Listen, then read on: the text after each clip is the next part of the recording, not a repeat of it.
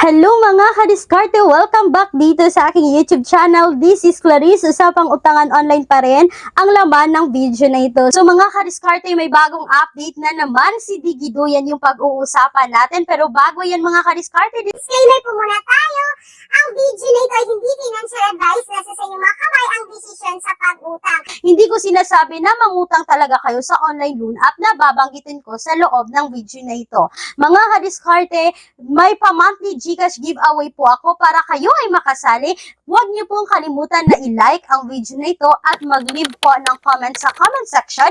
Kung kayo ay bago dito sa aking YouTube channel, please huwag kalimutang mag-subscribe at i-click ang notification bell para ma-update kayo sa bawat video na ibabahagi ko sa inyo. So mga kadiskarte, kung kayo ay employed or self-employed at gusto niyo mag-apply sa bangko, you can message me po dito para po maibigay ko sa inyo yung buong detalye regarding sa offer na ito. So mga kadiskarte, hindi na natin to patatagalin pa, ibabahagi ko sa inyo itong bagong update po ng Digido. Mga kadiskarte, alam naman natin na si Digido ay 0% interest sa unang hiram, pero ito po ay 7 days lang kapag po kayo ay first time borrower dito. So mga kadiskarte, kung kayo po ay second borrowers na dito kay Digido mga kadiskarte, pwede nyo na siyang bayaran 7 days, 14 days, 21 days, hanggang 30 days po yun mga kadiskarte. So, ito yung nakaka-good news dito mga kadiskarte. Good news para sa akin kasi kahit papano is pwede po nating gawin. So, mga kadiskarte, kapag po dumating na yung due ninyo, katulad sa akin mga kadiskarte na dumating yung due ko, tapos po wala akong pangbayad ng buo. Kasi mga kadiskarte, ang hindi lang maganda dito kay Digido is medyo malaki yung interest nila. Pero mga kadiskarte, kapag 7 days mo lang babayaran, medyo maliit yung interest. Pag 14 days, okay yung interest. Pagka 21 days, medyo okay pa siya.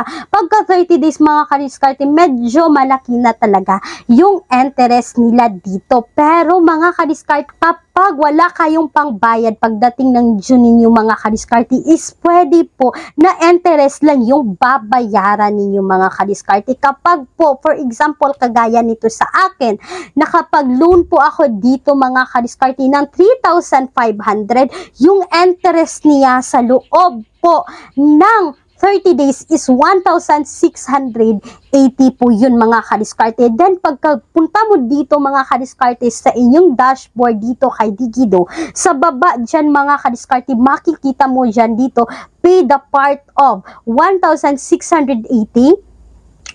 Pwede nyo pong bayaran mga kadiskarte yung interest lang po. Then, mai-extend po ng 1 month ulit yung loan ninyo. So, mga kadiskarte, mag-e-extend na siya ng another 1 month. So, imbis na bayaran nyo po ng buo ngayong buwan na to mga kadiskarte, pwedeng interest lang niya. Then, after next month yan mga kadiskarte, is tutubo na naman siya. So, babalik yung 1,680 na pa-plus doon sa total amount na loan mo. So, yun po mga kadiskarte, yung quick review kay Digido. Nagbibigay lang po ako ng idea sa inyo kasi talagang nasubukan ko yan mga kadiskarte. Kaya nga lang, medyo malaki yung interest nila dito mga kadiskarte. The more na pahabaan mo yung pagbayad dito, na more tagalan mo kung kailan kayong magbayad, like 30 days, it's medyo malaki talaga yung interest. Pero pag 7 days lang mga kadiskarte, 14 days, medyo mababa naman yung interest dito kay Digido. At ang nakapakaganda dito mga kadiskarte sa online loan app na ito